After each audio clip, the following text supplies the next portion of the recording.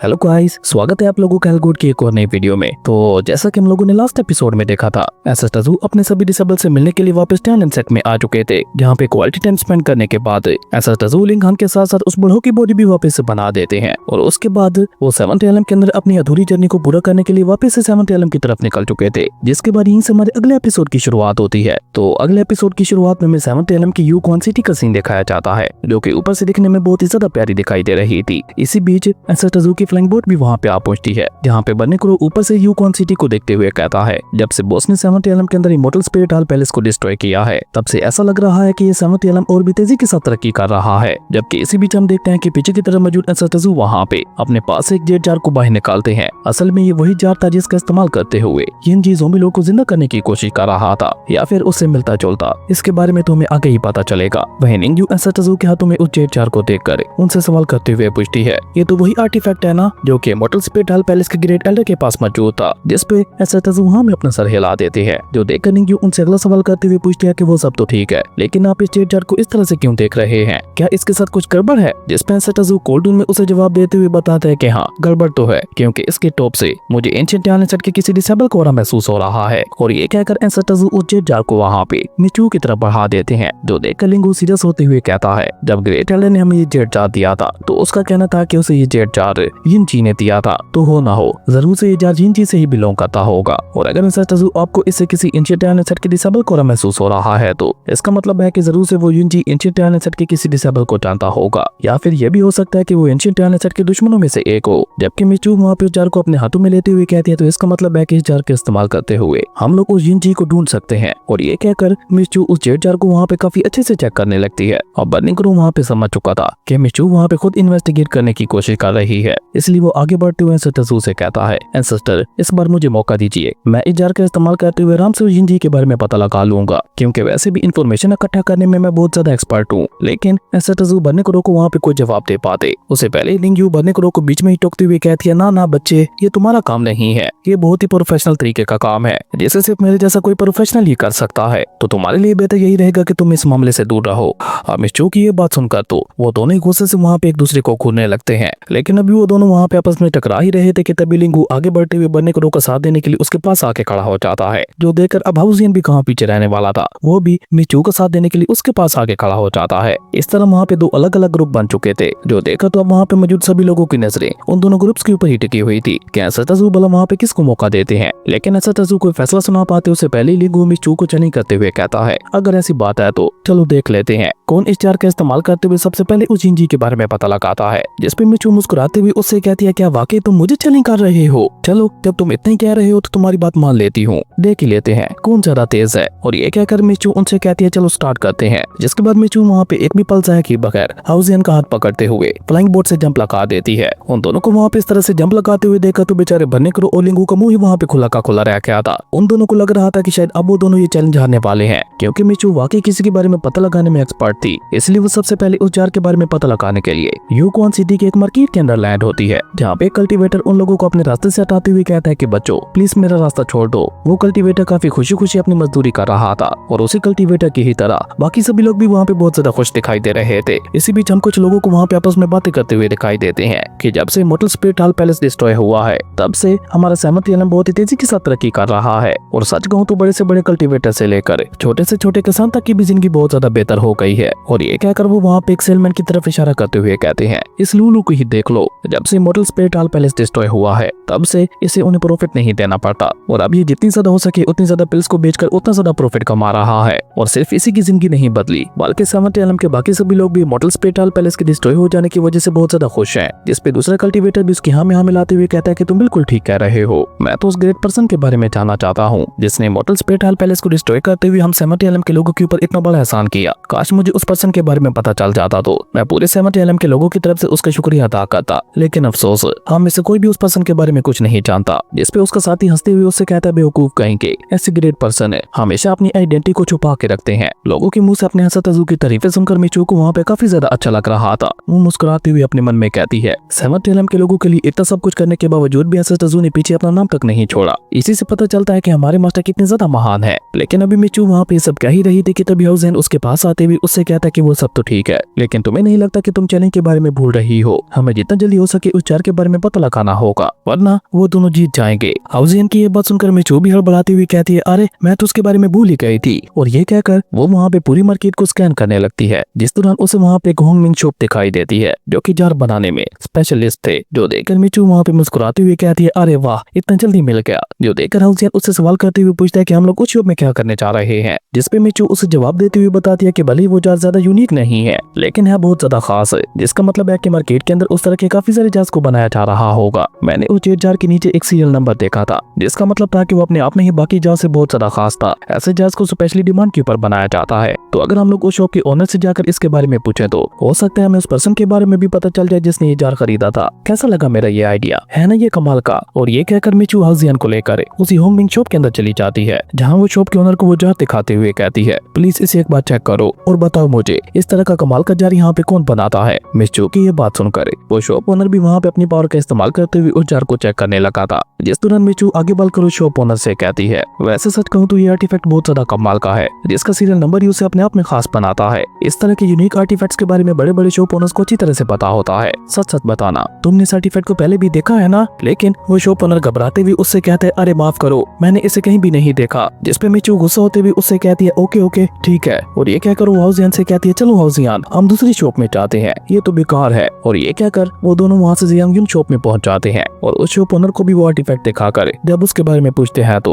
वो shop owner वहाँ पे काफी गहरी सोच में चला गया था। वो काफी देर तक सोचते हुए इधर उधर टहलता रहता है। उसको देखते हुए ऐसा लग रहा था कि वाकई उसने इस आर्टिफैक्ट को पहले कहीं देखा है। और काफी देर तक अपने दिमाग के ऊपर जोर डालने के बाद अचानक से वो वहाँ पे खुश होते हुए कहता है, अरे याद आ गया। जो देखकर मिचू भी वहाँ पे एक्साइटेड होते हुए उससे कहती है, तो बताओ मुझे तुमने इसे पहले कहाँ देखा था। जिसपे वो शॉप ओनर उससे कहता है, अरे मैं तो ये कह रहा था कि मुझे याद आ गया कि मैंने इस टायर को पहले कहीं भी नहीं देखा। और शॉप ओनर की ये बात सुनकर तो मिचू को वहाँ पे उसके ऊपर काफी ज्यादा गुस्सा आने लगा था। लेकिन वो खुद को संभाल कर उस शॉप ओनर से कहती है, एक बार फिर से अपने दिमाग के ऊपर जोर डालकर देखो। लेकिन वो शॉप ओनर अब इतना ज्यादा चिढ़ चुका था कि वो उन दोनों को अपनी दुकान से धक्के देकर बाहर निकालते हुए कहता है, मैं तुम्हें पहले भी 1000 बार कह चुका हूँ, मुझे इस घटिया आर्टिफैक्ट के बारे में कुछ भी नहीं पता। अब तुम दोनों जल्दी से दफा हो जाओ यहाँ से, मेरा बिजनेस खराब मत करो। और ये कहकर जब वो शॉप ओनर दोबारा से वहाँ पे अंदर की तरफ जाता है तो हम वहाँ पे कल्टीवेटर को देखते हैं, जो कि वहाँ पे चुपके से मिचू और हाउजियन के ऊपर नजर रख रहा था। जबकि बाहर की तरफ हम देखते हैं कि मिचू वहाँ पे गुस्सा होते हुए कहती है, आखिर ये शॉप ओनर्स अपना दिमाग क्यों नहीं लगा रहे। मुझे पक्का पता है कि अगर ये लोग सही से अपना दिमाग लगाते तो किसी न किसी को इसके बारे में याद आ ही जाता, क्योंकि ऐसा तो हो ही नहीं सकता कि कोई इस आर्टिफैक्ट के बारे में पहले से ना जानता हो। जिसपे हाउजियन भी उदास होकर उससे सवाल करते हुए पूछता है कि वो सब तो ठीक है, लेकिन अब हम लोग आगे क्या करने वाले हैं। हाउजियन की ये बात सुनकर मिचू वहाँ पे एक बार फिर से अपने दिमाग के दौरे दौड़ाना शुरू कर देती है, जिसके चलते उसे वहाँ पे बहुत ही जल्द एक आइडिया आ जाता है। और वो खुशी के मारे उछलते हुए कहती है, मुझे पता चल गया कि हमें आगे क्या करना है। इस जार के बारे में कोई भी नहीं जानता, इसका मतलब है कि इस जार को बनाने वाले ने जरूर से अपनी आइडेंटिटी को छुपा के रखा होगा, पर कब तक, बहुत जल्द वो मेरे सामने आने वाला है। इसी बीच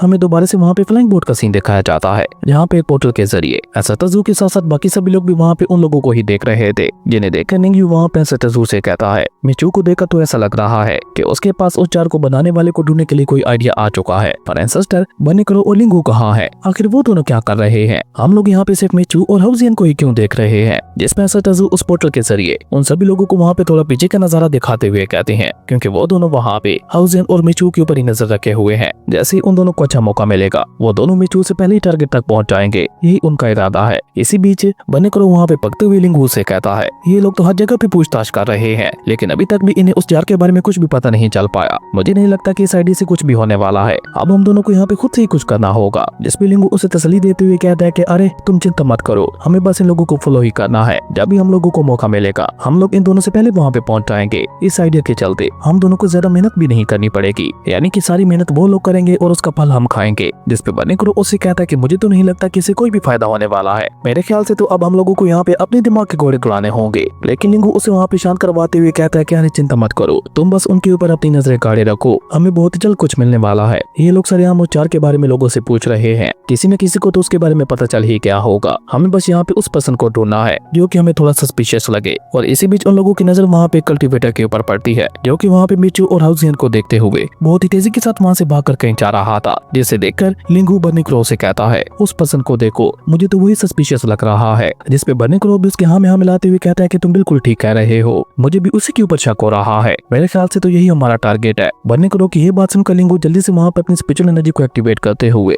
जल्दी से अपनी स्पिरिचुअल एनर्जी के एक छोटा सा टुकड़ा उस कल्टीवेटर के की बॉडी के ऊपर लगा देता है, जिसके बारे में बेचारे उस कल्टीवेटर को वहाँ पे कुछ भी पता नहीं लग पाता। असल में लिंगू ने वहाँ पे ये सब इसलिए किया था ताकि वो बाद में इस कल्टीवेटर को आसानी से ढूंढ सके। जबकि सामने की तरफ हम देखते हैं वो कल्टीवेटर तो वहाँ पे बहुत ही तेजी के साथ उड़ता हुआ बहुत ही जल्द उन लोगों की नजरों से दूर हो गया था। लेकिन बर्निक्रो और लिंगू को इस बात की चिंता नहीं थी, क्योंकि वो लोग लिंगू की एनर्जी को ट्रेस करते हुए बहुत ही आसानी के साथ उस कल्टीवेटर को ढूंढ सकते थे, इसलिए वो दोनों वहाँ पे दूसरी दिशा की तरफ निकल जाते हैं। जबकि पीछे की तरफ हम देखते हैं मिचू तो अभी तक भी वहाँ पे अपने दिमाग के घोड़े दौड़ाते हुए उस पर्सन के बारे में पता लगाने की कोशिश कर रही थी। वो हाउसियान से कहती है अगर यहाँ की शॉप ओनर्स को इस जार के बारे में नहीं पता तो इसका मतलब है कि हम लोगों को किसी ऐसे सेट की तलाश करनी होगी जो कि छोटा हो और ज्यादा लोग उसके बारे में जानते भी ना हो। मिचू की ये बात सुनकर हाउसियान खुश होते हुए कहता है कि इससे तो हमारा काम और भी ज्यादा आसान हो जाएगा, जिस पे मिचू भी मुस्कुराते हुए उससे कहते हैं कि हाँ तुम ठीक कह रहे हो, चलो सबसे पहले हम दोनों पास वाले क्लैन में जाकर पता लगाते हैं। और ये कहकर वो दोनों भी वहाँ पे बहुत ही तेजी के साथ उड़ते हुए वहाँ से निकल गए थे। वो दोनों वहाँ पे इस तरह से उड़ते हुए मार्केट के दूसरे हिस्से में पहुंच जाते हैं, जहाँ पे उन लोगों को लिंगहान सेट का इंटरस्केट दिखाई देता है, जिसे देखकर मिचू मुस्कुराते हुए कहती है इन लोगों ने तो स्ट्रीट के अंदर ही अपना एक सेट बना रखा है,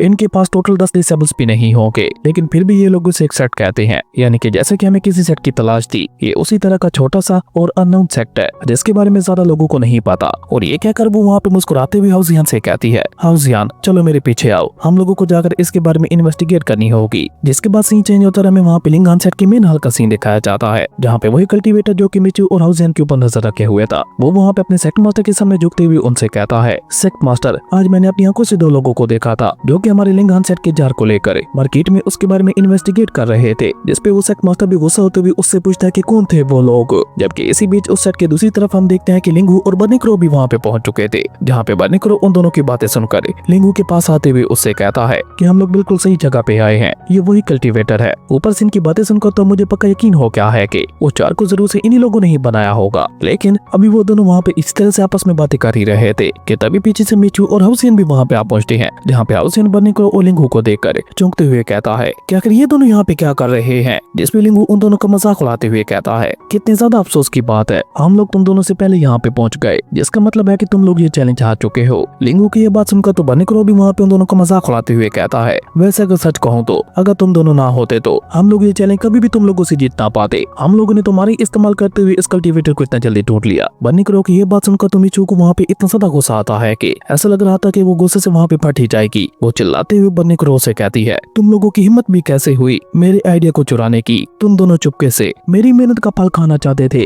धोखेबाज कहीं के, मैं तुम दोनों को नहीं छोड़ने वाली। जिसपे लिंगू मुस्कुराते हुए उससे कहता है अरे अरे तुम इतना ज्यादा गुस्सा क्यों हो रही हो, क्या तुम नहीं जानती कि हम लोग वार में किसी भी तरह की ट्रिक का इस्तेमाल कर सकते हैं। तो हम लोगों ने भी यहाँ तक पहुँचने के लिए बस एक छोटी सी ट्रिक का ही इस्तेमाल किया, इसमें भला इतना ज्यादा गुस्सा होने वाली क्या बात है। जिसपे मिचू वहाँ पे चिल्लाते हुए उससे कहती है कि ज्यादा होशियार मत बनो, तुमने मेरे आइडिया को चुराया है, जिसका मतलब है कि तुम दोनों ने मिलकर मुझे धोखा दिया और मैं धोखे की माफी नहीं देती। और ये कहकर मिचू वहाँ पे हाउसियान से कहती है चलो हाउसियान हमें इन्हें सबक सिखाना होगा। अब हाउसियान ठहरा जोरू का गुलाम वो मिचू की ये बात सुनकर बिना कुछ सोचे समझे चुपचाप उन दोनों का मुकाबला करने के लिए आगे आ गया था। और आते साथ ही वो वहाँ पे अपने मोंगपाल को एक्टिवेट करते हुए कोल्ड टून में उन दोनों से कहता है अब तुम दोनों मुझे ब्लेम मत करना कि मैंने पहले तुम लोगों को सुधार नहीं किया था। जिसपे लिंगू भी अपने पास को एक्टिवेट करते हुए उससे कहते हैं अरे तो आ जाओ, तुम्हें किसने मना किया है, मैं भी तुम्हारा मुकाबला करने के लिए पूरी तरह से रेडी हूँ। अब जैसे ही वो दोनों वहाँ पे अपने पास को एक्टिवेट करते हैं तो सेक्ट मास्टर को भी वहाँ पे अंदर इसके बारे में एहसास हो गया था, जिसके चलते बेचारा वो कल्टीवेटर वहाँ पे घबराते हुए अपने सेक्ट मास्टर से कहता है सेक्ट मास्टर जरूर से बाहर कुछ गड़बड़ चल रही है, मुझे तो लगता है कि उन लोगों ने हमें ढूंढ लिया।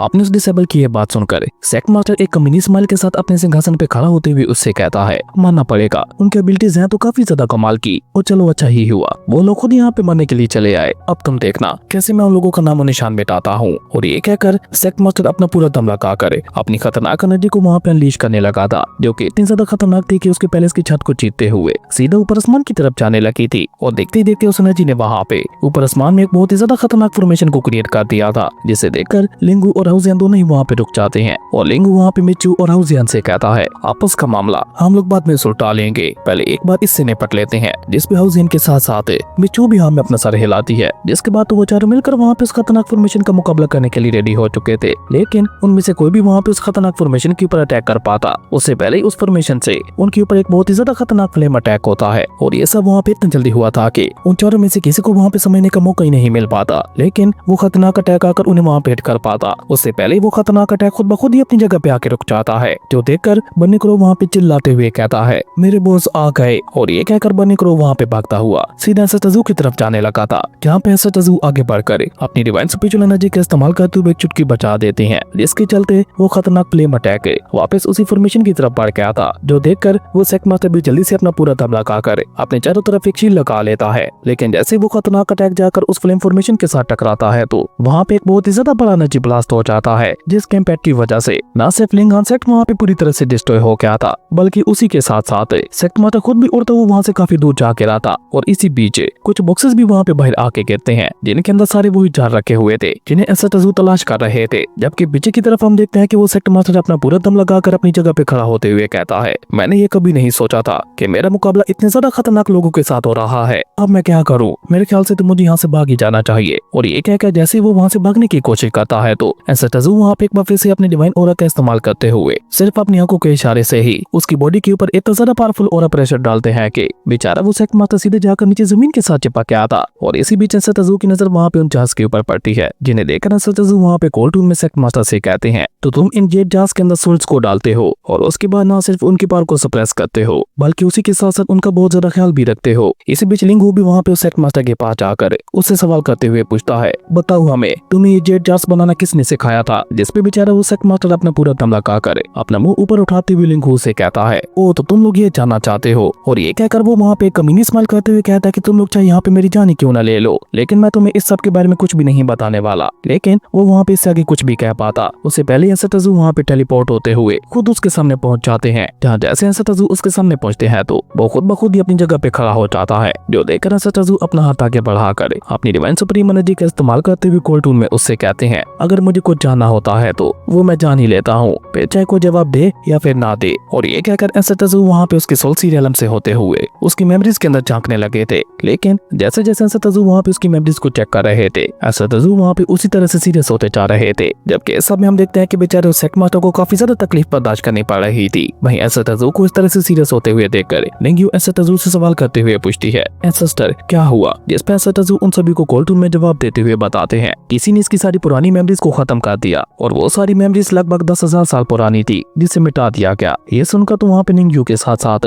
बाकी सभी लोगों को एक बहुत बड़ा झटका लगता है। जबकि एसएसटजू अपनी बात आगे बढ़ाते हुए उन सभी को बताते हैं अब इसके पास सिर्फ पिछले 100 सालों की ही मेमोरी बची हुई है और इसकी पिछली 100 साल की मेमोरीज के अंदर उस 4 वाले पर्सन का कहीं भी जिक्र नहीं है। इसी दौरान वो सेक्ट मास्टर भी अपनी जगह पे खड़ा होकर एसएसटजू से कहता है तो इसका मतलब है कि तुम मेरे बारे में कुछ भी पता नहीं लगा पाए। और जानते हुए ऐसा क्यों हुआ, क्योंकि मैं कभी भी अपने काम के पीछे कोई सुराग नहीं छोड़ता। जिस पे बन्नी क्रो आगे बढ़कर उसके ऊपर गुस्सा निकालते हुए कहता है ओ तो तुम्हें ऐसा लग रहा है कि तुम इतनी सफाई के साथ काम करते हो कि पीछे कोई भी सुराग नहीं छोड़ते। अरे बेवकूफ कहीं के, कोई तुम्हारी मेमोरीज के साथ छेड़छाड़ कर रहा है और तुम्हें इसके बारे में कुछ भी नहीं पता। क्या तुम्हें पता भी है कि तुम असल में हो कौन? बन्नी क्रो की ये बात सुनकर तो बेचारे सेक्ट मास्टर को भी वहाँ पे एक झटका लगता है और वो अपने आप से ही सवाल करते हुए पूछता है कि मैं कौन हूँ। लेकिन वो बन्नी क्रो की ये सवाल सुनकर उसके ऊपर गुस्सा निकालते हुए कहता है ये तुम कैसी बकवास बातें कर रहे हो, मैं सेक्ट मास्टर हूँ और भला मैं क्या होऊंगा। सेक्ट मास्टर के ये जवाब सुनकर एसएसटजू वहाँ पे मुस्कुराते हुए कोल्टून में कहते हैं इंटरेस्टिंग, ये गेम तो धीरे धीरे और भी ज्यादा इंटरेस्टिंग होता जा रहा है। और ये कहकर एसएसटजू वहाँ पे पलट कर वो सेक्ट मास्टर की तरफ देखते हुए कोल्टून में उससे कहते हैं